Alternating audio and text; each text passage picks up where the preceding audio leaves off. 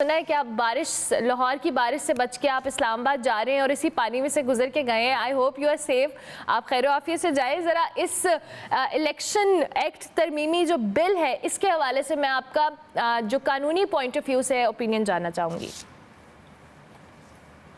एक दरिया या बूट करके आया हूँ जी। अस्सलाम वालेकुम। इसमें कोई शक नहीं है जो लाहौर में हाल था, इवन रिंग रोड के ऊपर जो पोजीशन थी, डिफेंस में जो हालात थे, यानी मेरा नहीं ख्याल है आज बुरा हाल हो गया होगा। मरियम सफदर के लिए बड़ा मुश्किल हालात होंगे। मोटरवे भी बारिश मिली है, इस्लामाबाद में मामूली सी बारिश है, बादल बहुत अच्छे हैं, मौसम बड़ा अच्छा है और आने वाले दिनों में आपको रिजल्ट भी अच्छे मिलेंगे। जो कि ताकत का हब जो है वो इस्लामाबाद ही है। अभी इस्लामाबाद हाईकोर्ट में जो जाना है, लेकिन आप पहले मैं बताता चलूं, इस्लामाबाद हाईकोर्ट ने 25 जुलाई को इलेक्शन कमीशन से जवाब मांगा था कि सुप्रीम कोर्ट के फैसले पर अमल दरामद क्यों नहीं, कब हो रहा है, 6 अगस्त के लिए, यानी अगले हफ्ते के लिए मांगा हुआ है, जो बहुत जल्दी कायमा कमेटी से एक गैर कानूनी, यानी देखें ना, मिसाल के तौर पर आप कहें कि जनाब अब सूरज मशरिक की बजाय मगरिब से निकलेगा, तो ये तो पार्लियामेंट का इख्तियार नहीं है।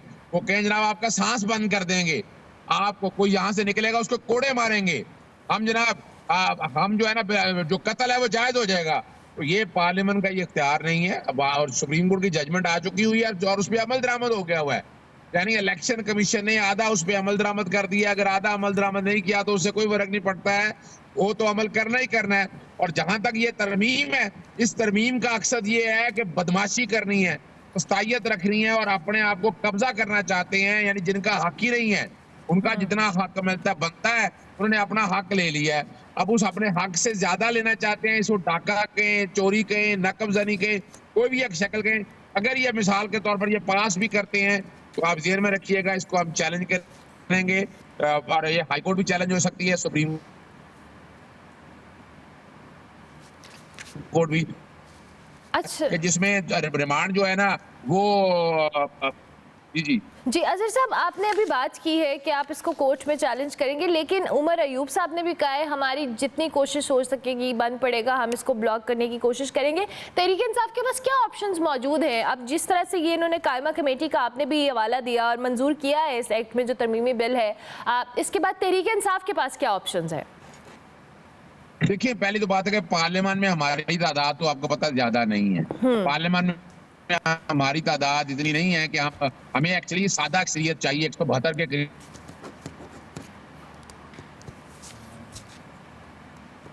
करीब वोट चाहिए, वो हमारा पीपल्स पार्टी भी साथ देती है। देखना यह है कि पीपल्स पार्टी जमहूरी जमात है, बाकी मौलाना फजल रहमान या MQM क्या इस बदमाशी का हिस्सा बनते हैं, तारीख लिखी जा रही है, ये देखना है वहाँ। अब लेकिन ये अल्टीमेटली मैं बता दूं आपको, उन्होंने बदमाशी के साथ ये करके ये पास करवा लेनी है।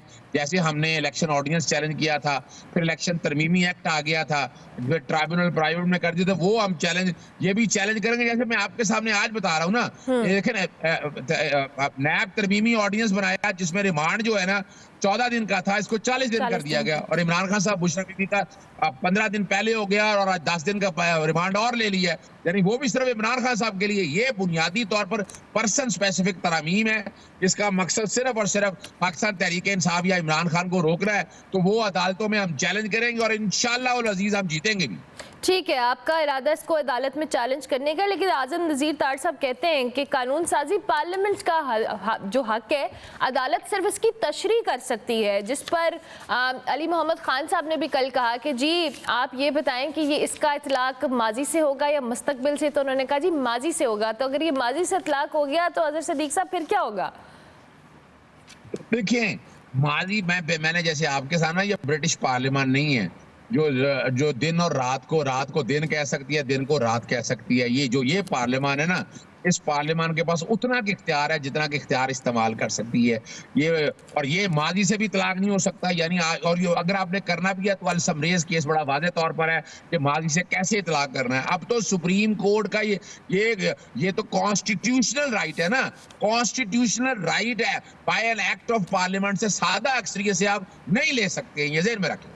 ठीक है, सादा अक्सरियत से नहीं ले सकते। तो अब ये जो बिल मंजूर हो जाता है तो फिर वही बात है कि तनकीद अदलिया पे होगी। अगर आपने कहा है कि आप अदालतों से फैसले लेंगे या आप अदालतों से रुजू करेंगे, अगर आपके हक में आता है तब हुकूमत कहेगी जी अदालत ने रिलीफ दे दिया है, फिर अदलिया मुतनाज़ हो जाएगी।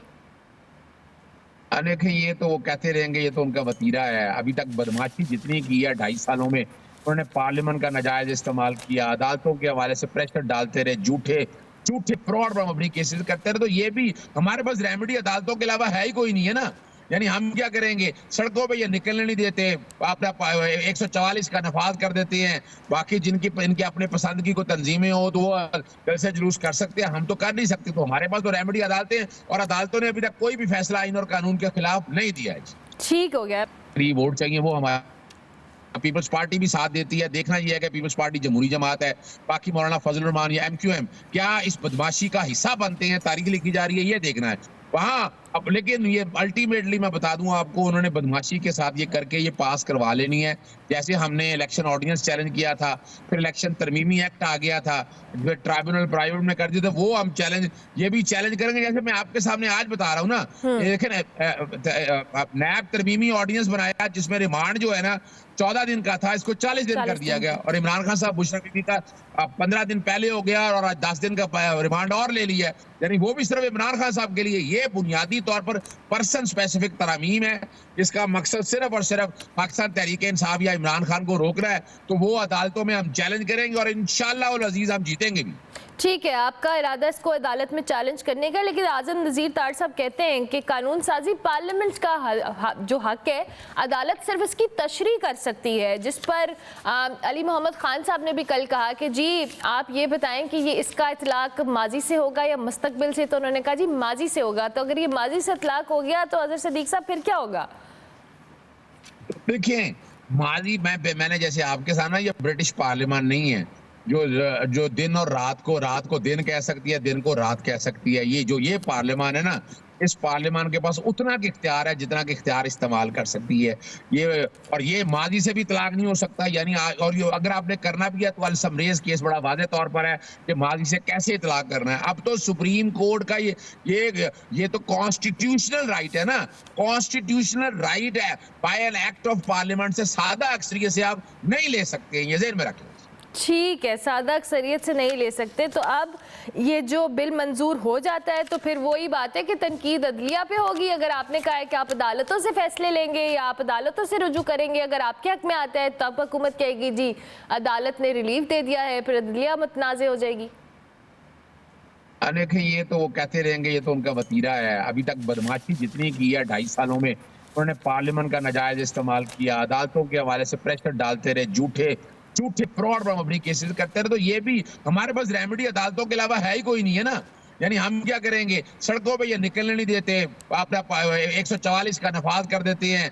बाकी जिनकी इनके अपने पसंद की कोई तंजीमें हो तो वो जलसे जुलूस कर सकते हैं, हम तो कर नहीं सकते। तो हमारे पास तो रेमेडी अदालतें हैं और अदालतों ने अभी तक कोई भी फैसला आइन और कानून के खिलाफ नहीं दिया है। ठीक हो गया।